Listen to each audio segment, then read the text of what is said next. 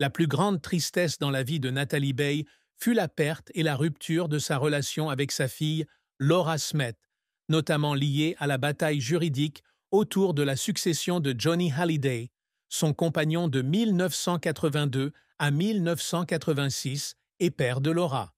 De plus, les traumatismes d'une enfance instable et les crises personnelles dans sa carrière ont également contribué à façonner sa profonde douleur.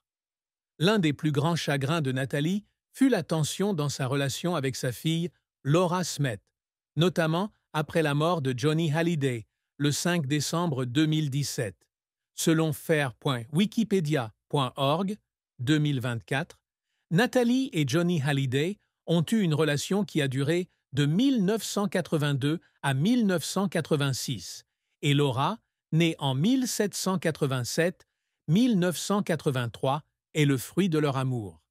Malgré leur séparation, Natalie et Johnny entretiennent une relation amicale pour le bien de Laura, et Natalie s'efforce de donner à Laura une enfance stable malgré la célébrité de ses parents. Cependant, la mort de Johnny a fracturé la famille Hallyday, entraînant Natalie dans une douloureuse bataille juridique. Après la mort de Johnny, Laura et son frère David Hallyday découvrent que le dernier testament de leur père, rédigé aux États-Unis, léguait tous ses biens et droits artistiques à sa dernière épouse, Laetitia Hallyday, et à ses filles adoptives, Jade et Joy, excluant Laura et David de la succession. Selon Paris Match 2024, Laura a annoncé publiquement le 12 février 1918 qu'elle allait porter plainte pour contester le testament, avec le soutien de Natalie et de son parrain, Eddie Mitchell. Natalie, bien que non directement impliquée dans le procès, a pris la défense de sa fille, critiquant les mensonges et attaques dirigés contre Laura et David, comme le rapporte ouestfrance.fr 2024. Johnny aimait ses enfants adultes, et cela me brise le cœur de les voir traités de cette façon, a-t-elle écrit dans une lettre publique. La bataille juridique a duré de 2018 à 2020, provoquant une grande pression sur Laura et Natalie. Selon Pure People, 2025, Natalie s'est sentie impuissante en voyant Laura sombrer dans la dépression et a été critiquée par le public pour être gourmande. Un message sur X, UserX789, 2018, a même qualifié Laura de fille infidèle, un commentaire qui a profondément blessé Natalie, qui estimait qu'elle n'avait pas réussi à protéger sa fille des commentaires malveillants. Dans Gala.fr, 2024, Natalie partageait avoir senti une partie de son cœur brisé en voyant Laura lutter pour obtenir son héritage, non seulement pour sa fortune, mais aussi pour la mémoire et l'amour de son père. L'accord final a été trouvé le 3 juillet 2020 lorsque Laetitia a accepté de partager une partie des actifs, dont les droits moraux de la chanson Laura, avec Laura Smith, selon RTL.fr 2020. Cependant, la relation entre Laura et Laetitia reste tendue, et Natalie se sent brisée par son incapacité à réparer la famille Hallyday.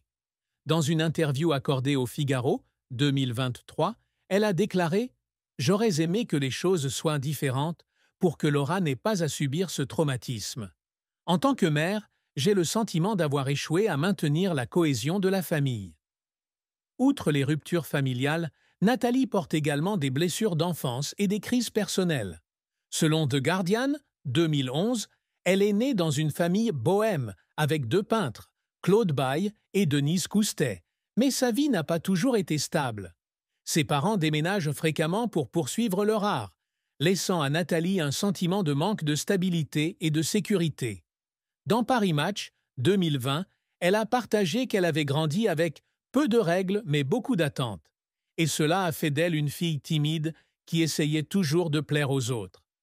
À l'âge de 14 ans, elle est envoyée dans une école de danse à Monaco, mais le sentiment d'être abandonnée par ses parents la laisse dans un état de solitude.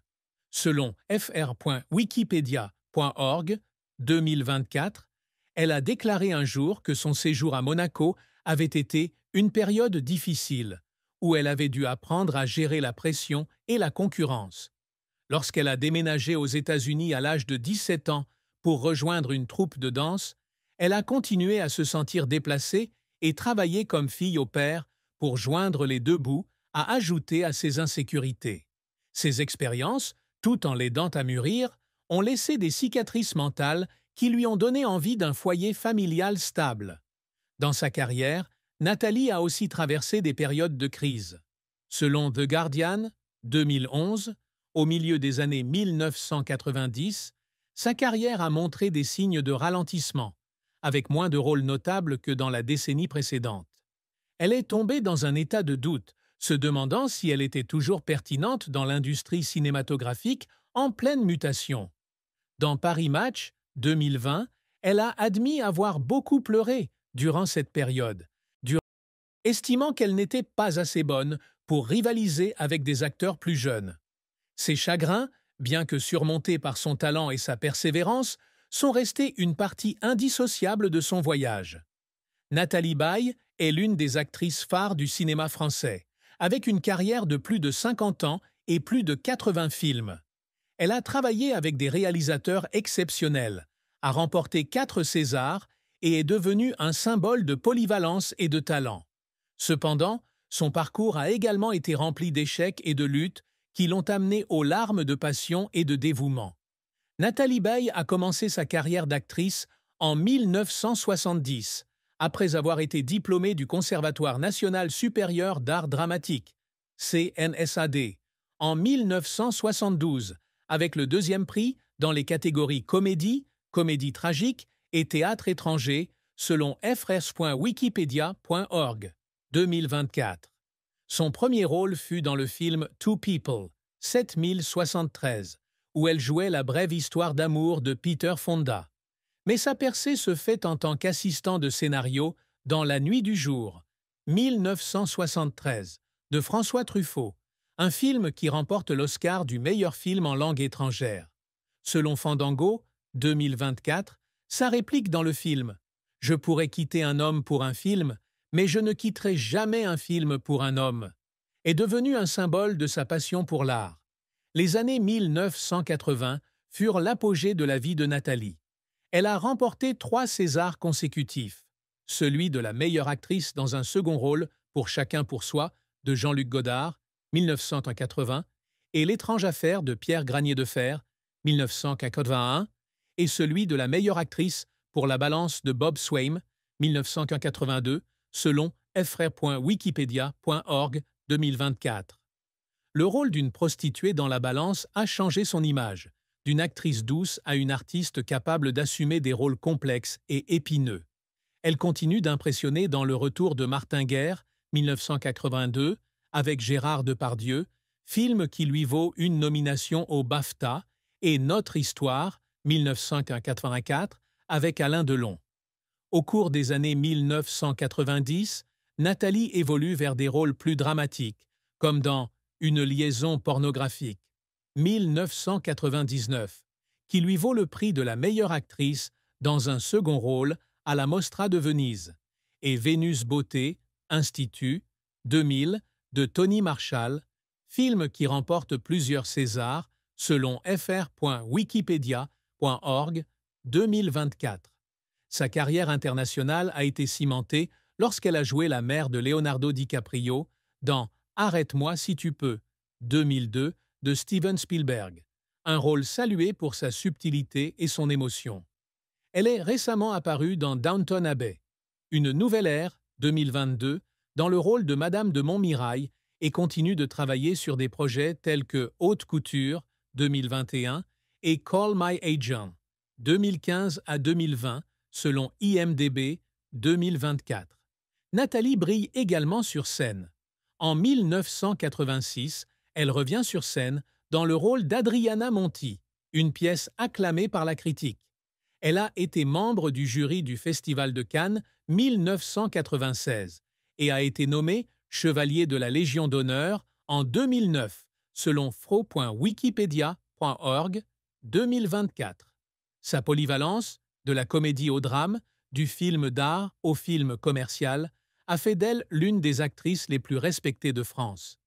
Malgré une brillante carrière, Nathalie n'a pas été exempte de déboires. Dans ses jeunes années, elle fait face à une concurrence féroce dans l'industrie cinématographique française. Selon The Guardian, 2011, elle a été refusée pour plusieurs rôles parce que les réalisateurs pensaient qu'elle était trop douce ou qu'elle manquait du glamour d'une star. Cela l'oblige à redoubler d'efforts pour prouver son talent, notamment dans les films de Truffaut et Godard. Le milieu des années 1990 fut une période difficile, car sa carrière stagna. Selon FrenchFilms.org, 2024, elle a obtenu peu de rôles principaux, et certains films comme Paparazzi, 1998, n'ont pas rencontré le succès escompté. Elle a un jour confié à Paris Match, 2020, qu'elle s'était sentie oubliée pendant cette période et que la pression de maintenir sa réputation la faisait douter de ses capacités. Passer à des rôles secondaires dans des films comme Absolument fabuleux, 2001, était également un pari risqué, car elle craignait d'être cantonnée à des rôles de comédie légère. Nathalie a également dû faire face aux pressions de la célébrité, notamment lorsqu'elle était la compagne de Johnny Hallyday. Selon FR-Wikipedia.org, 2024, leur relation a attiré une grande attention médiatique et elle était fréquemment suivie par les paparazzi. Un post sur X, UserX 123, 1984, l'a même qualifiée de « la femme qui est devenue célèbre uniquement grâce à Johnny », un commentaire qui lui a fait se sentir rabaissée pour son talent. Cette pression est renforcée lorsqu'elle doit concilier sa carrière et son rôle de mère de Laura.